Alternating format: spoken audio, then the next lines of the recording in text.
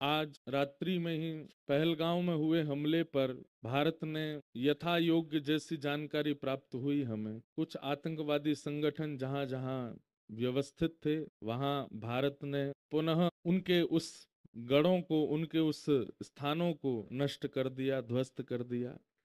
भारत भाग्य विधाता है।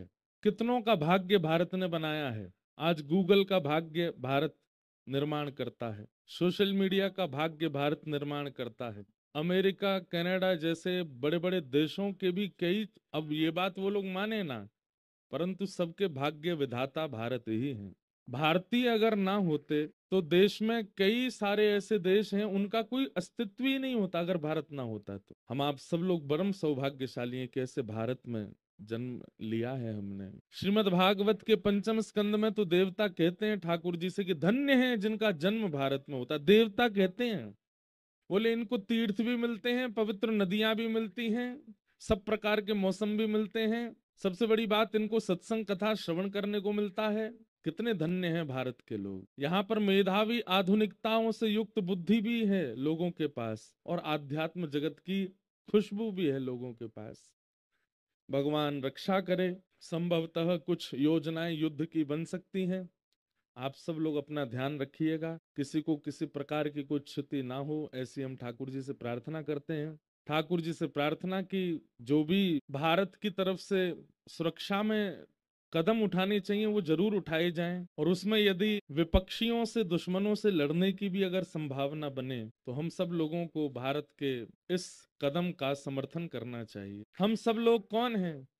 हम सब लोग भारत के प्राण हैं, और हमारी रक्षा के लिए चारों ओर जो सैनिक जन खड़े हैं, जिनका हम नाम भी नहीं जानते, जिनका हम पता भी नहीं जानते। पता कब चलता है? जब वो शहीद हो जाते हैं, तब उनका नाम पता चलता है, तब उनके गांव का पता चलता है, पर उनकी वजह से हमारी प्राण रक्षा होती है। हम आज बिना महाराज जी से पूछे, बिना किसी से पूछे, इस संपूर्ण कथा का फल उन समस्त सैनिकों को प्रदान करते हैं जो भारत की रक्षा में अपने प्राण की बाजी लगा करके हम लोगों के सुख का विचार करते हैं।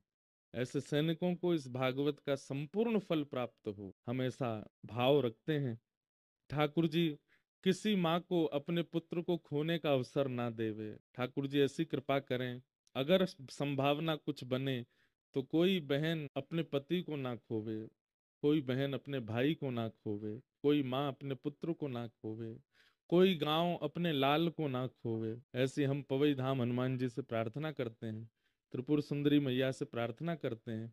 इन 7 दिनों में जो भी यहाँ अनुष्ठान हुआ, यज्ञ हुआ, ये कथा हुई, इन सब का फल हम सब भारत की सुरक्षा में खड़े सैनिकों को प्रदान करते हैं। वे सुरक्षित रहें, ठाकुर जी उन पर खूब बल प्रकट कर दें। अरे हम तो कहते हैं कि ऐसी स्थिति आ जाए, अगर युद्ध की संभावना बने, तो सैनिकों के आगे सुदर्शन चक्र लेकर के हमारे चतुर्भुज रूपधारी श्रीमन नारायण खड़े हो जाएं। एक पक्ष में श्री हनुमंत लाल जी खड़े हो जाएं, तीसरे पक्ष में त्रिपुर सुंदरी मैया खड़ी हो जाएं, और भारत के सब सैनिकों की भी रक्षा हो। भागवत में एक जगह वर्णन है कि 2 लोगों को मुक्ति निश्चित प्राप्त होती है। जिस भाव की व्यक्ति में ऐसा भाव वर्णन किया जाता है कि 2 प्रकार के लोग ऐसे हैं जिनको मुक्ति निश्चित प्राप्त होती है, और उनमें प्रथम तो हैं वैष्णव भक्त, जो भगवान नाम गाते हैं अंते नारायण स्मृति, अंत में भगवान नाम गाते हुए भगवत धाम को प्रस्थान करते हैं, और जिनके अथक प्रयास से द्वौ सम्मता बिह मृत्यु दुरापौ यद ब्रह्म संधारण याजिताश कलेवरम योग रतो वीणा रसये निवृत्त। 2 प्रकार के लोगों को मुक्ति निश्चित प्राप्त होती है। पहले तो जो अंते नारायण स्मृति, अंत में भगवान नाम स्मरण करते हुए भगवत धाम को प्राप्त होते हैं, और दूसरे जो अपने राष्ट्र, अपने देश, अपने कुल, सबकी रक्षार्थ युद्ध करते हैं, और जरूरी नहीं कि युद्ध में ही शहीद होते हैं, जीवन भर अपने राष्ट्र की रक्षा के लिए खड़े रहे और फिर अपना जीवन पूर्ण करके यदि वे प्रस्थान करते हैं, अपनी पूरी आयु जीकर के भी यदि वो प्रस्थान करते हैं और अपने जीवन का कुछ समय वो देश की रक्षा सुरक्षा के लिए व्यतीत कर चुके हैं, मृत्यु के पश्चात उनको भगवत धाम की प्राप्ति होती है।